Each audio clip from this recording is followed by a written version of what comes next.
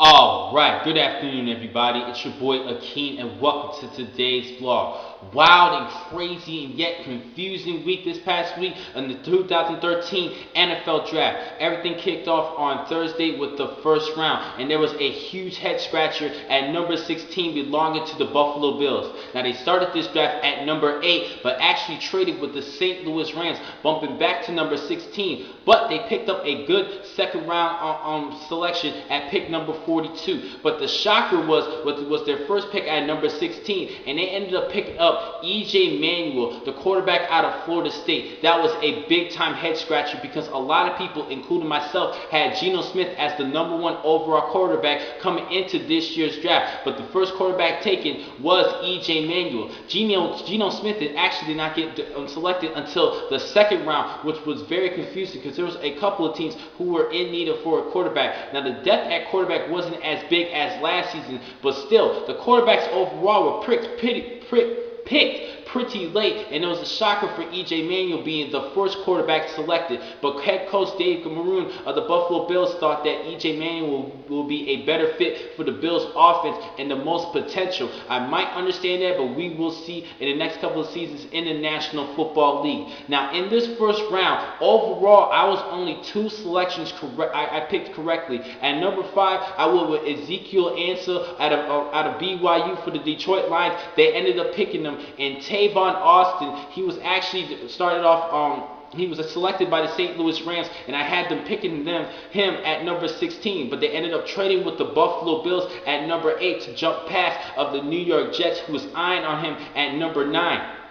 But it was a great steal for the St. Louis Rams, and I'm still going to count that as a correct selection for St. Louis. Now, I'm calling it right now. Tavon Austin is my Rookie of the Year offensively this upcoming year in the National Football League. He would definitely be a great replacement for Danny Amendola, and I think he could be due for over 1,000 yards receiving this season. I think this was a great selection for St. Louis, and I'm already calling out Tavon Austin, the 2013 Offensive Rookie of the Year. Now, talking about more of this draft, there was a lot of confusion at the quarterback position. There was a couple of quarterbacks that could have been selected in the first round, but because of all of the trades, the first round was pretty predictable later on. There was a couple of big trades in the first round, and it kind of shifted everybody's draft boards up. But like I told you guys, I was going to stick with my first round selections, even if the trades did occur. But when the trades did occur, the picks were pretty obvious, I think, in my opinion, because I was 50% right while I was watching this draft. I was calling the players one by one.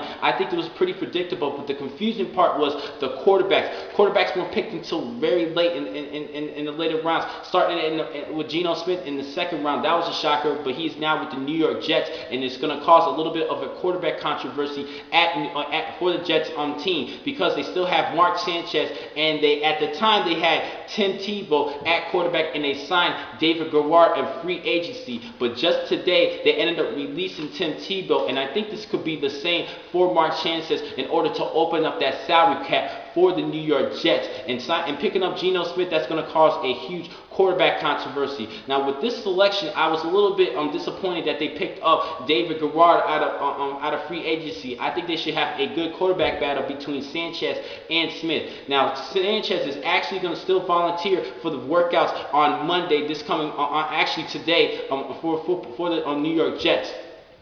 I think this could be a little bit of a problem, but I think that Mark Sanchez could be released from New York, but I will keep you posted with the latest news. Now, there was a couple of key players that I was kind of surprised that they weren't selected of this year's NFL draft. Starting on one of my top quarterbacks, Tyler Bray out of Tennessee. He was not selected. I think he has a good arm. Yes, he struggled a little bit, but 34 touchdowns and 12 interceptions in that dreaded SEC conference. I think he had a decent career as a volunteer, one of the best quarterbacks for the last couple of years for Tennessee. A good receiver that I was a little bit shocked that he wasn't selected, Derek Rogers out of Tennessee Tech. He actually started his career as a volunteer for Tennessee, but ended up having some big time off the field issues and question marks with his character. So I kind of understand that he wasn't selected, but he is a great talent. In one of his games this past season, he had 18 receptions for over 300 yards. He He's a good receiver, nice, tall, lengthy, good speed, great hands. I'm a little bit shocked that he wasn't selected in this year's NFL draft.